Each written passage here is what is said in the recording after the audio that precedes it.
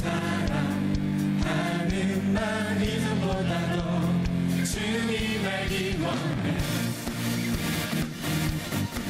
내 맘 다하여 내 맘을 다하여 주님께 고백해. 주님만 위해 내 삶 드리기 원해. 위대하신 내 맘의 한 소망, 언제나 주와 함께, 언제나 주와 함께. 예수 나의 영혼의 구세주, 영원 누구니 주님만을 난 찬양하리. 예수 나의 영혼은, 예수 나의 영혼의 구세주, 영원 누구니 주님 나를 난 찬양하리. 주님은 하시네, 주님 하시네. 주 사랑하는 날 이전보다도 주님 알기 원해. 내 마음 다하여 주님께 고백해. 주님만 위해 내 삶 드리기 원해.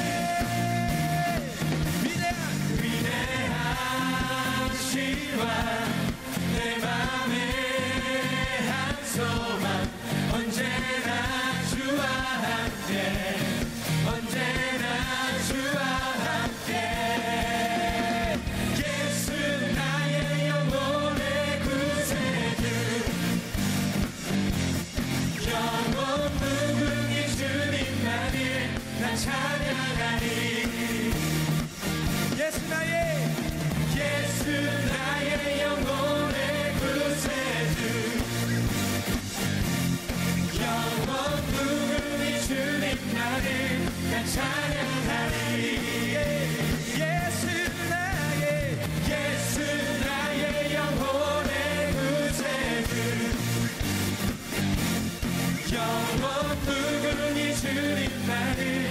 찬양하리. 예수 나의 영혼의 구세주,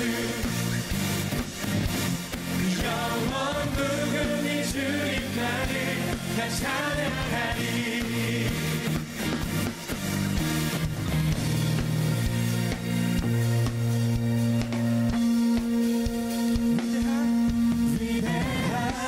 위대하신 내 맘의 한 소망, 언제나 주와 함께, 언제나 주와 함께, 언제나 주와 함께, 언제나 주와 함께.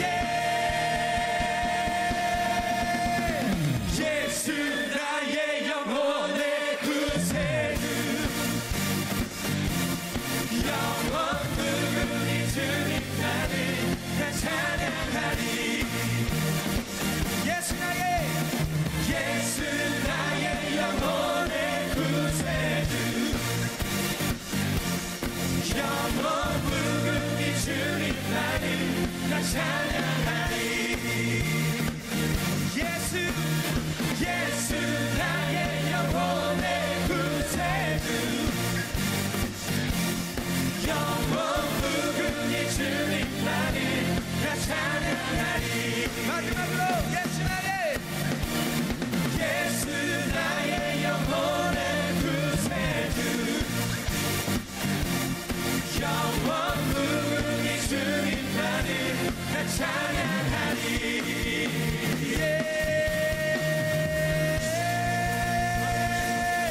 살아계신 주, 주님께 영광의 박수를 올려드립시다. 할렐루야.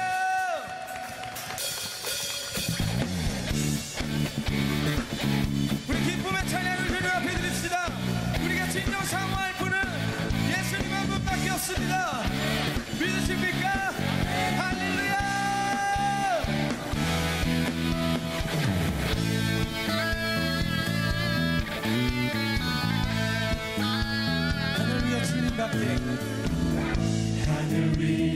주님답게 내가 사모할 자 이 세상에 없네 내 맘과 힘을 믿을 수 없네 오직 한 가지 그 진리를 믿네 주는 나의 힘이요 주는 나의 힘이요 주는 나의 힘이요 영원히 주를 의지하리 주는 나의 힘이요 주는 나의 힘이요 주는 나의 힘이요 영원히 주를 의지하리 영원히 아멘. 다시 한번 고백합시다. 하늘 위에 주님밖에 하늘 위에 주님밖에 내가 사모할 자 이 세상에 없네 내 맘과 힘을 믿을 수 없네 오직 한 가지 그 진리를 믿네 주는 나의 힘이요 주는 나의 힘이요 주는 나의 힘이요 영원히 주를 의지하리 주는 나의 힘이요 주는 나의 힘이요 주는 나의 힘이요 영원히 주를 의지하리 영원히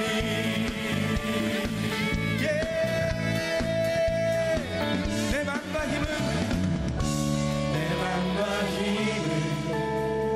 믿을 수 없네 오직 우리에게 한 가지 믿을 것 오직 한 가지 그 진리를 믿네 주는 나의 힘이요 주는 나의 힘이요 주는 나의 힘이요 영원히 주를 의지하리 주는 나의 힘이요 주는 나의 힘이요 주는 나의 힘이요 영원히 주를 의지하리 주는 나의 힘이요 주는 나의 힘이요 주는 나의 힘이요 영원히 주를 의지하리 주는 나의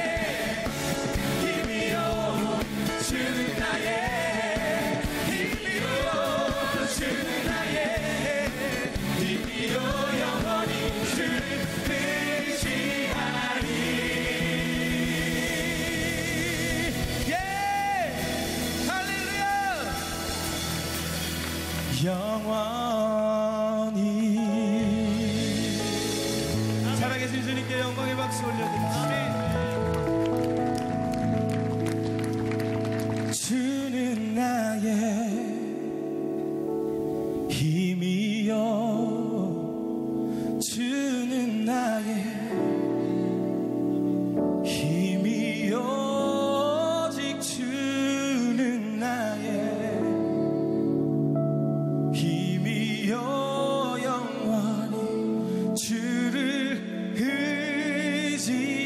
의지하리 주님을 바라봅시다. 주는 나의 주는 우리의 힘이십니다. 힘이요 주는 나의 힘이요 주는 나의 힘이요 영원히 주를 의지 우리 더 마음을 실어서 더 깊이 고백합시다. 주는 나의 힘이요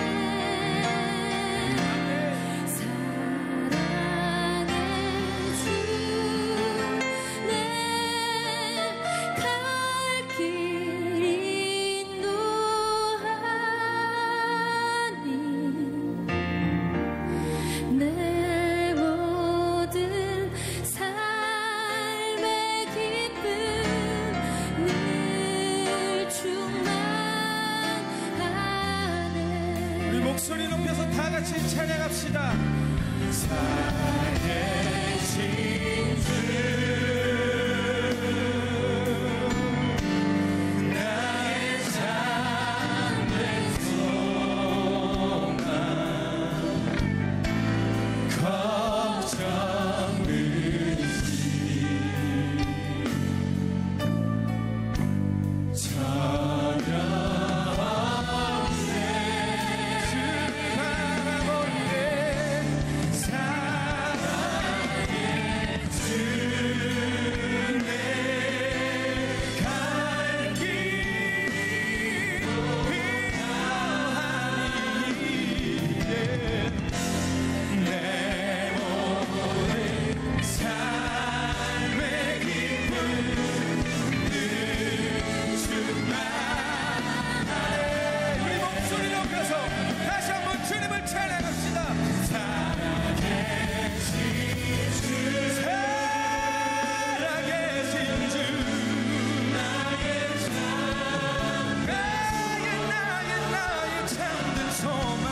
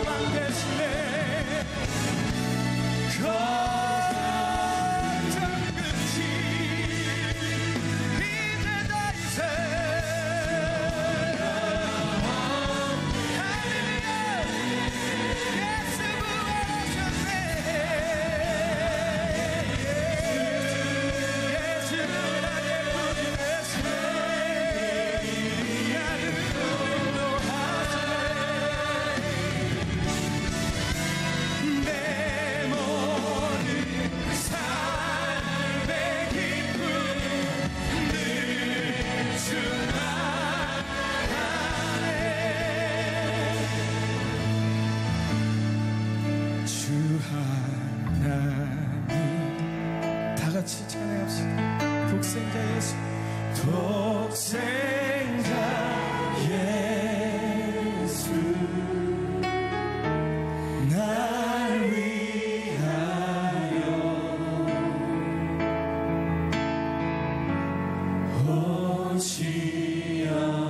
오시었네 내 모든 죄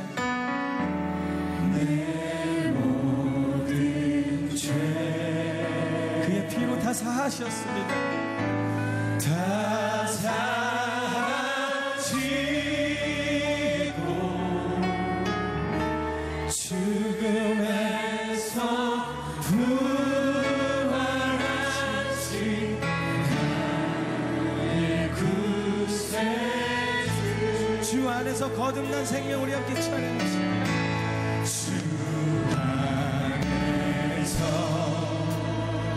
우리 모두 거듭난 생명 도우시니 한 분 오직 한 분 주님의 사랑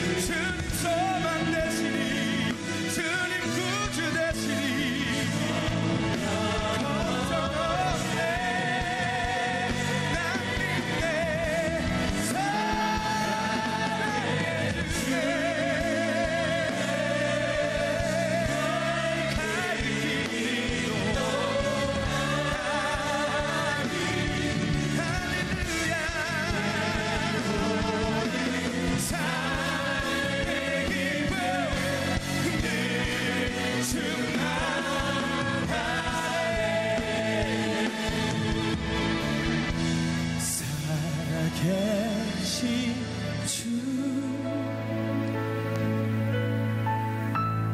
나의 참된 소망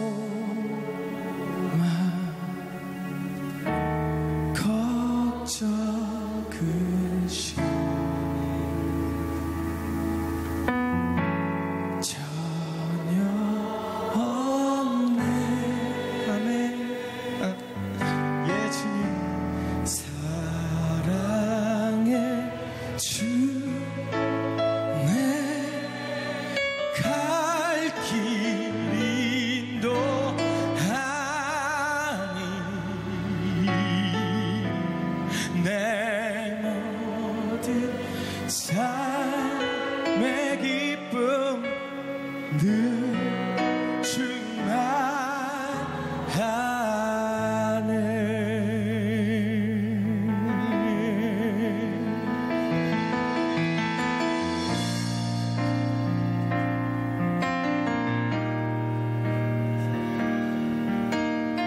주님만이 우리 주인이십니다. 주님만이 우리를 인도하십니다. 주님만이 우리의 생명이십니다.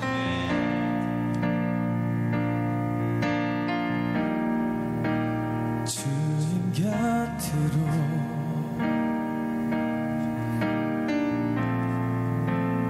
날 이끄소서. 내 모든 것 다 드리며 음성 듣기 원하네. 나의 참소만 나의 참소만 그 무엇과도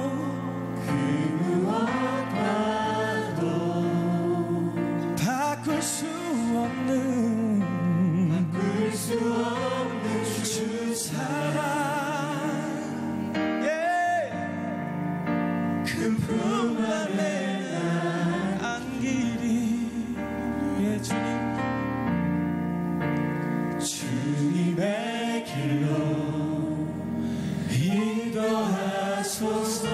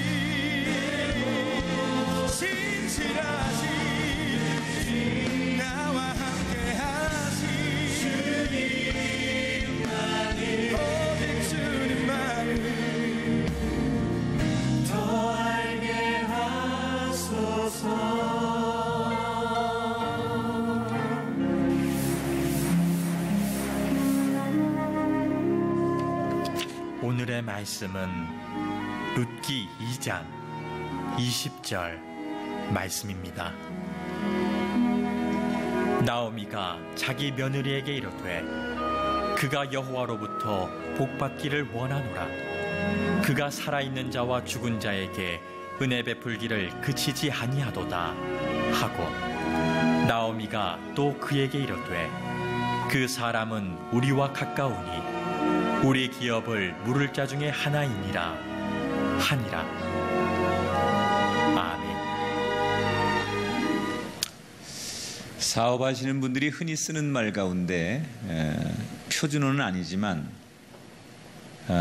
여기에 투자하면 노다지야 라는 표현을 씁니다. 원래는 광부들이 금맥을 발견해서 금을 캐낼 때 쓰는 이야기인데, 이것이 조금 변화되면서 사람들이 아주 손쉽게 많은 이익을 얻을 수 있는 상태를 가리켜서 노다지야라는 표현을 씁니다. 저는 인생에 우리가 이런저런 노다지를 만날 수 있지만 그리스도인에게 최고의 노다지는 하나님의 은혜를 발견하는 것입니다.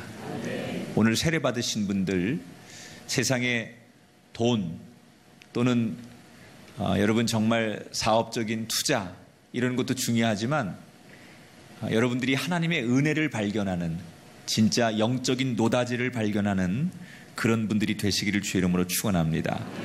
오늘 룻기 2장에 보면 가진 것이 하나도 없던 나오미와 룻을 희망의 밭으로 인도하는 하나님의 은총이 소개되고 있습니다. 지난 시간 룻기 1장을 통해서 흉년을 피해서 모압으로 이주했던 엘리멜렉과 두 아들이 죽고 시어머니 나오미와 그리고 며느리 롯만 베들레헴으로 돌아오게 됩니다. 나오미는 남편도 죽고 두 아들도 죽었습니다. 온통 절망밖에는 할 게 없어요. 어디서도 희망이 없어요.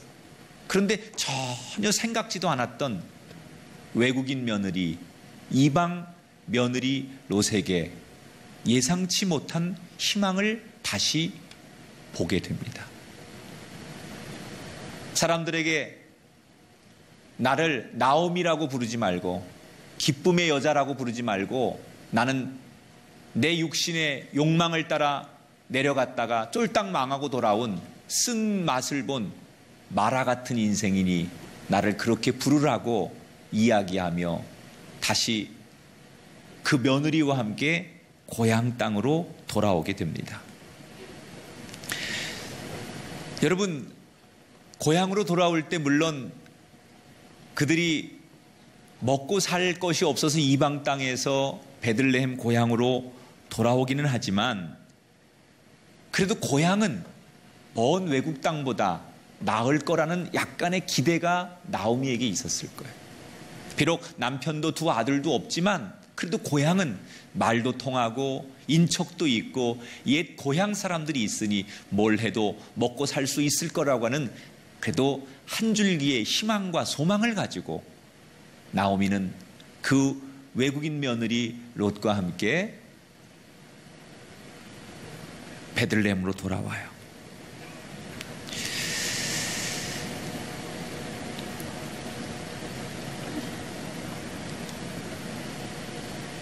그런데 그들을 기다린 것은 그 나오미가 생각한 것만큼의 그런 희망과 축복이 자기를 기다리고 있는 게 아니에요. 그들이 왔더니 그들을 기다린 것은 생각지도 않았던 조롱과 비난과 그리고 여전히 가난해서 먹을 것이 없는 형편이었습니다. 나오미와 룻은 베들레헴에서 살기는 하지만 빈손으로 돌아온 그들은 그 환경에 먹고 살 양식이 없었어요. 그렇게 하루하루를 지내다가 더 이상 견딜 수 없다고 생각하는 어느 날 며느리인 룻은 밭에 나가서 내가 이삭이라도 주워오겠노라고 시어머니에게 말을 하고, 나오미는 미안했지만 그 외국인 며느리의 도움을 피할 수 없어서 그렇게 하라고 마지못해 허락을 하게 됩니다. 이 구약의 율법에 보면 농사를 짓는 사람들이 추수할 때 밭에 떨어진 이삭은 그대로 두어서 가난하고 먹을 것이 없는 사람들이 주워 가도록 그렇게 율법에 명령을 해놨기 때문에 아마도 많은 그 율법을 따르는 사람들이, 조금 여유가 있는 사람들이 농사를 짓고 남는 것들을 이 밭에 떨어뜨려 놓아서 그 이삭을 먹을 것이 없는 사람들이 주워 가도록 했어요. 그래서 그 당시에 그런 율법에 의한 풍습에 가난한 사람들이 이렇게 나옴이나 룻과 같은 사람들이 먹을 것을 찾아서 밭으로 나오곤 했습니다. 저는 여기서 아주 중요한 하나님의 은혜를 이들이 받기 전에 하나님으로부터 축복을 받을 수밖에 없는 그들의 자세 하나를 보게 됩니다. 그것은 이들이 베들레헴으로 돌아오면서 하나님이 우리를 어떻게 하든지 먹여 살리시겠지, 이제 회개하고 돌아왔으니까 우리를 어떻게 하든지 축복하시겠지, 이렇게 막연하게 기적을 바라지 않아요. 그들은 그냥 누워서 저 나무에서 뭐 감이 떨어지기를 기다리는 그러한 사람들이 아니었어요. 가난과 조롱과 비난, 먹을 것이 없는 최악의 환경이지만 이 며느리 룻은 뭐를 합니까? 밭에 나가서 그 별 볼 일 없는 이삭을 줍는 일, 남들에게는 그저 작고 의미 없는 그 일을 시작했다는 거예요. 여러분, 하나님이 어떤 사람에게 일을 시키느냐, 어떤 사람을 축복하시느냐, 어떤 사람에게 다시 제기하도록 하느냐, 막연하게 하나님이 알아서 모든 것을 처음부터 마지막까지 다 해결해 주실 것을 기다리는 사람에게 하나님은 일하시지 않아요. 하려고 하는 자에게. 아주 작지만, 남들이 볼 땐 별것 아닌 것 같지만 그 일을 통해서라도 몸부림치고 일어서 보려고 하고 내가 할 수 있는 모든 일을 하려고 하는 사람에게 하나님은 역사하십니다. 우리가 큰 일을 하다가 어려움을 당했거나 또는 아주 인생 속에 잘 나가던 사람이 어려움을 당하면 제일 힘든 것 중에 하나가 남들의 시선이에요.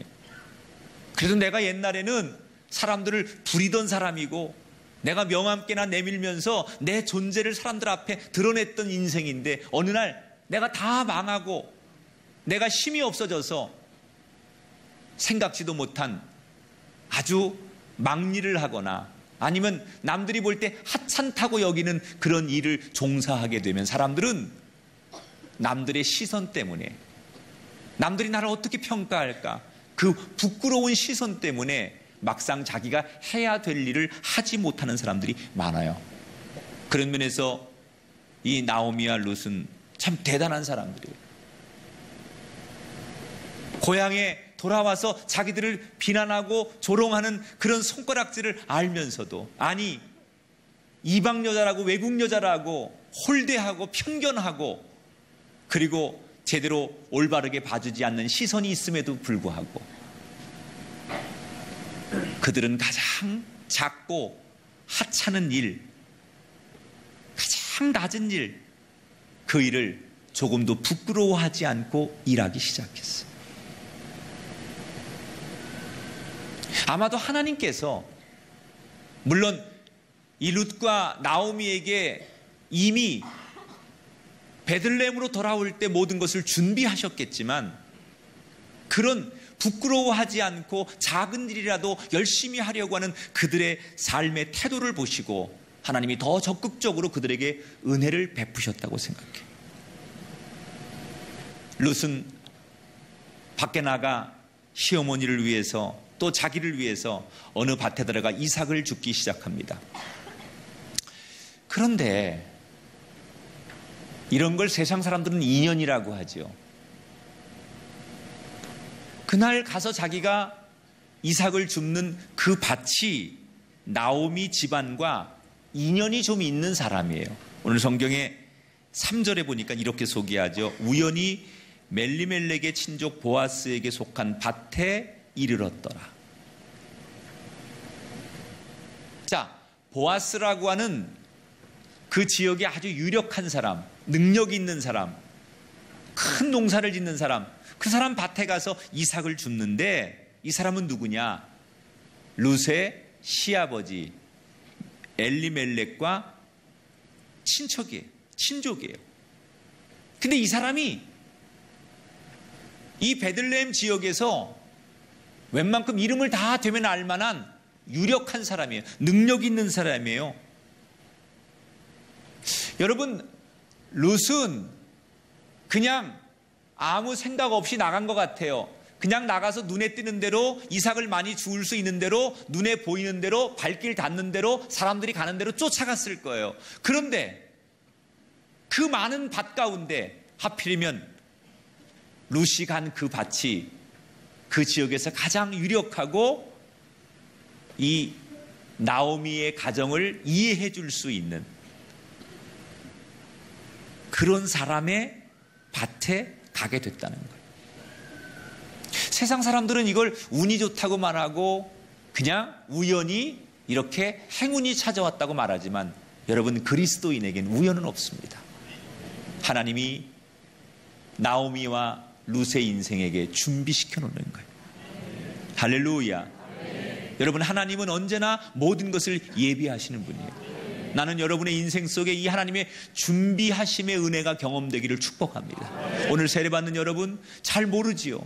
그러나 분명히 하나님께서 오늘 이 자리를 준비시켜 놓으셨고 머지않아 여러분들이 이 땅에 예수 그리스도를 믿는 삶의 주인공으로 하나님이 여러분을 또다시 더 귀한 것으로 예비하시고 준비시켜 놓을 줄 믿습니다.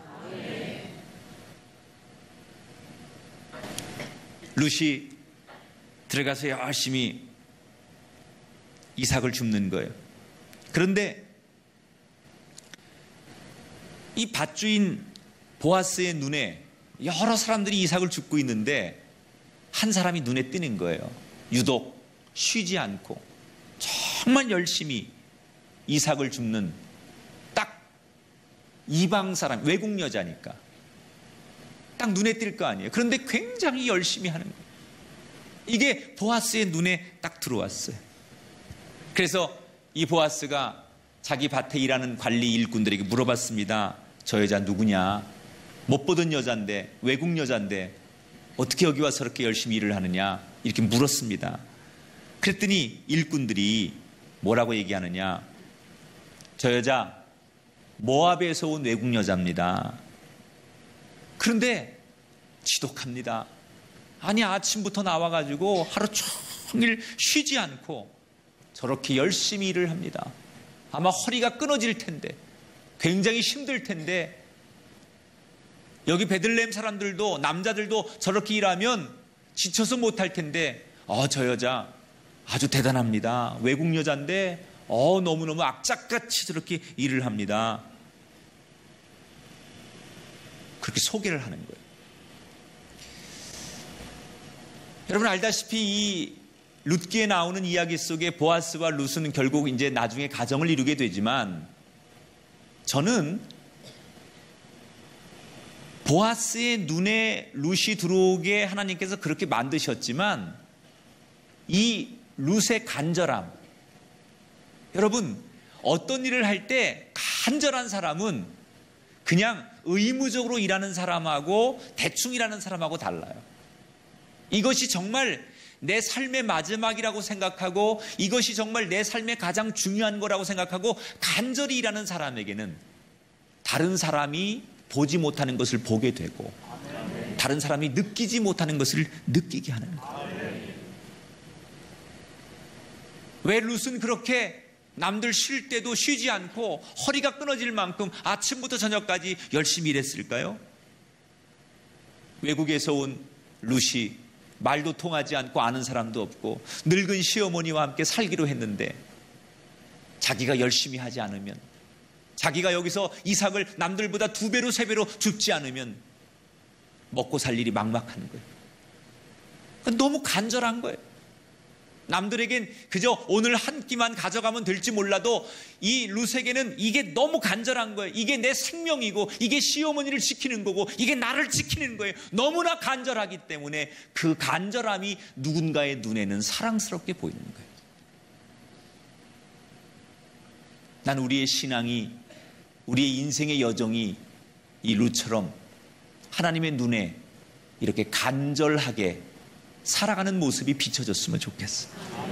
여러분 기도할 때, 예배할 때, 하나님의 이름을 부를 때 여러분이 하나님의 일을 섬길 때 그 속에 정말 이 룻처럼 누군가의 눈에, 특별히 하나님의 눈에 여러분의 삶의 태도가, 여러분의 인생의 모습이 간절해지기를 주 이름으로 축원합니다.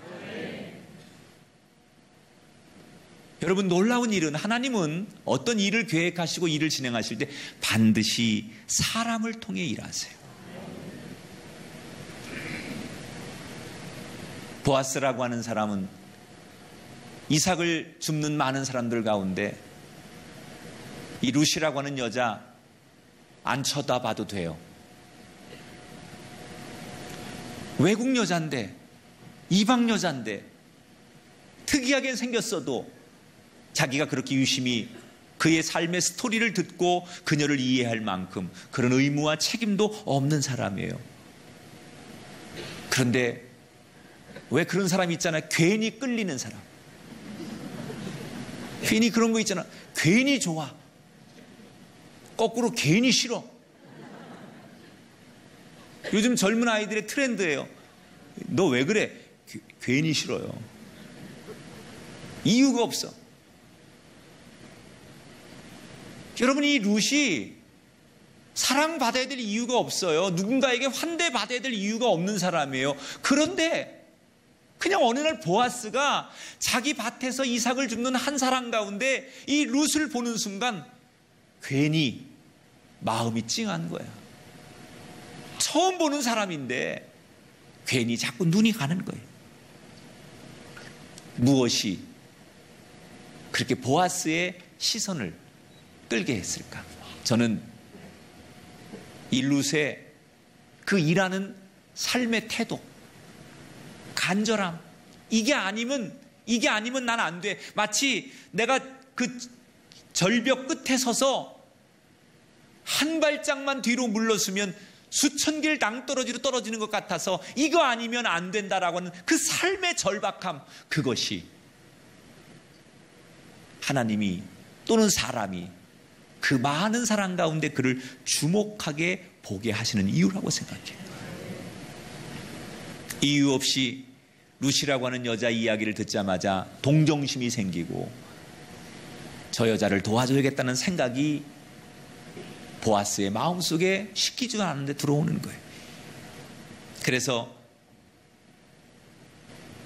이 룻이 마음 놓고 이삭을 줍도록 온갖 편의를 제공하고, 이방 여자니까 혹시 외간 남자들이 이 여자를 어떻게 괴롭힐까봐 안전장치를 마련해서 절대로 저 여자를 건들지 말아라, 저 여자를 추행하지 말아라.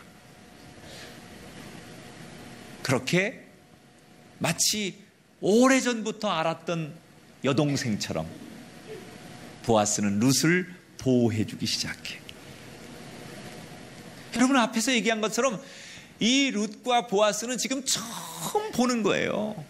예전에 만난 적도 없고 누가 소개한 적도 없어요. 그런데 보아스가 룻을 이렇게 잘 보호해주고 잘 도와주고 있어요. 물론 그 이유는 이미 보아스가 다른 사람들을 통해서 저 외국인 며느리가 그 늙은 시어머니를 고향 땅에 모시고 와서 자기의 젊음을 희생하고, 그리고 그 늙은 시어머니를, 남편도 죽고 얼마든지 다시 재혼해도 되는데 그렇게 늙은 시어머니를 책임을 다해서 모시려고 하는 그런 효성 깊은 그런 여자라고 하는 이야기를 누군가에게 들어서 알고 있었어요.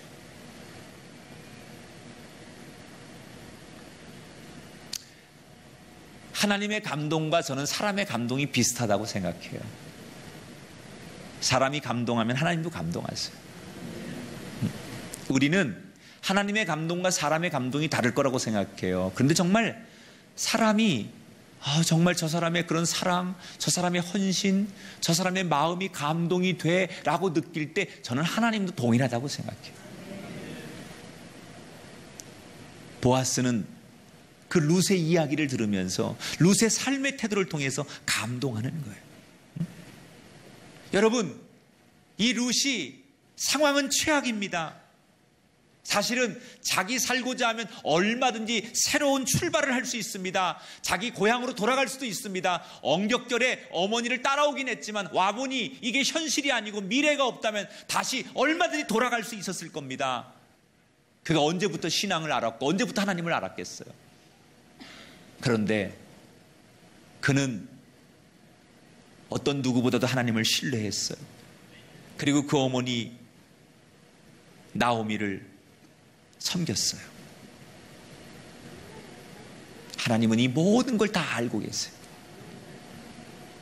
그러니까 이게 지금 이 이야기가 막 뒤죽박죽 우연히 생긴 것 같지만 사실 이 모든 이야기 속의 배경 속의 본질 속에는 하나님이 미리 보아스에게 이 룻의 선행을 듣게 하셔서 보아스의 마음을 열게 해주셨다는 거예요.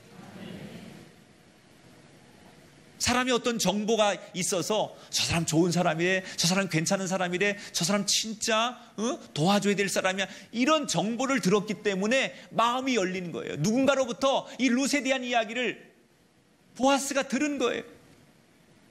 그래, 저런 여자 도와줘야지, 저런 사람 힘내라고 용기 줘야지, 이런 마음이 이미 보아스가 생기도록 누가 역사했겠냐는 거예요.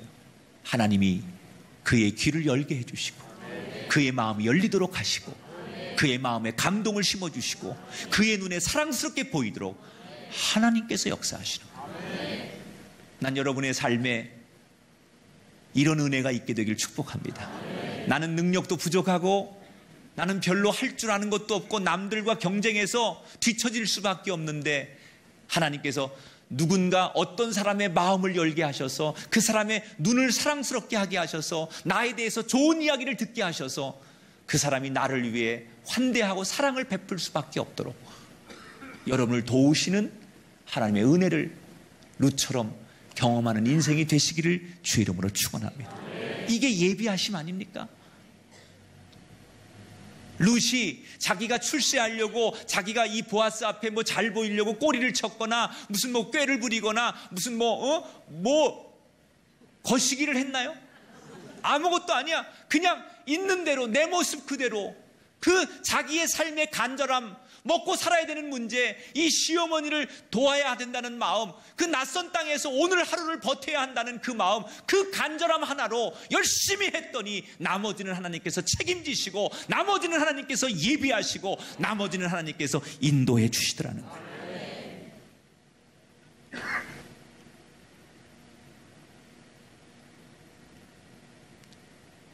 이 룻기 뒤로 가면 보아스를 만난 것은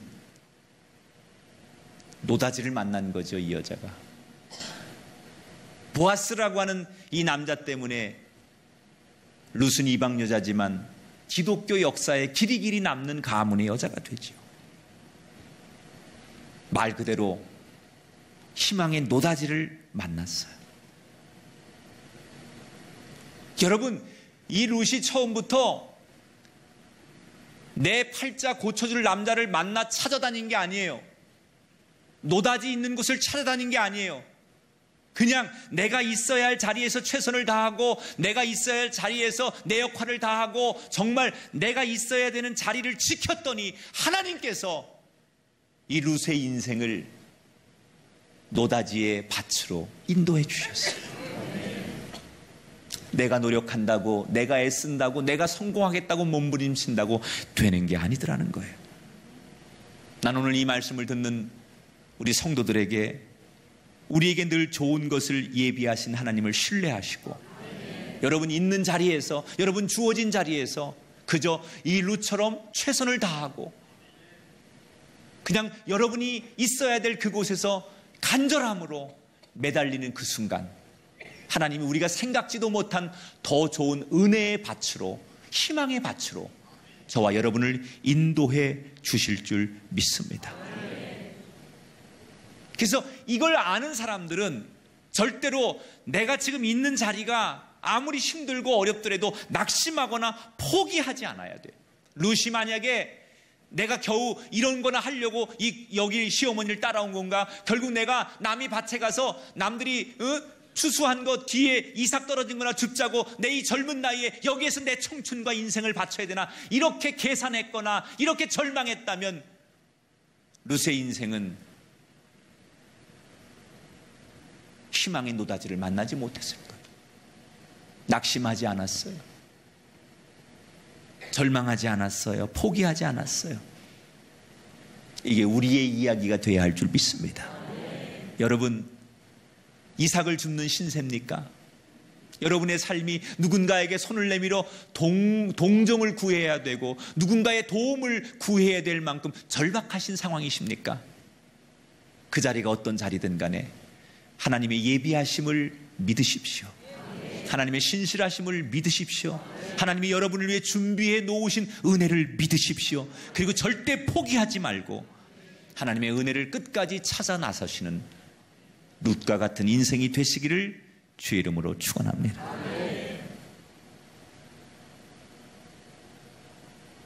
호의를 베푼 보아스 때문에 일주일치의 이삭을 주워 가니까 시어머니가 깜짝 놀라는 거예요. 이 외국인 며느리가 나가가지고 분명히 지금 나가서 주워올 수 있는 거 하루 양식만 주워와도 대단한 건데 일주일치 양식을 가지고 와서 시어머니에게 내놓으니까 무슨 일이 있었느냐고 물을 거 아니에요. 그러니까 룻이 저 보아스라는 사람의 집에 갔는데 그 주인이 저한테 그렇게 배려해 주시고 열심히 일할 수 있도록 도와주시고 주변 분들이 도와서 내가 남들보다 많이 이렇게 일주일치 양식을 가져왔노라고. 이 이야기를 다 들은 이 나오미가 그 며느리 앞에서 며느리가 이야기하는 보아스를 축복하는 얘기가 오늘 본문의 말씀이에요. 20절 말씀 같이 읽어볼게요. 그가 여호와로부터 복받기를 원하노라. 그가 살아있는 자와 죽은 자에게 은혜 베풀기를 그치지 아니하는도다. 그 사람은 우리 기업을 물을 자 중에 하나이니이다. 여기 기업 물을 자라는 얘기는 고인이 된 친척의 아내를 책임지고 자신의 아내로 맞는 일을 말하는 거예요. 그러니까 보아스는 과부가 된 자기 며느리 룻을 거둘 수 있는 자격이 있는 사람으로 아예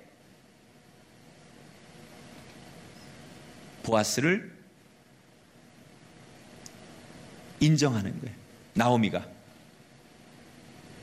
아재 시어머니가 이 보아스를 내 며느리를 데려가서 우리 가문을 이어줄 수 있는 그런 남자로 아예 공식적으로 축복을 했다는 거예요.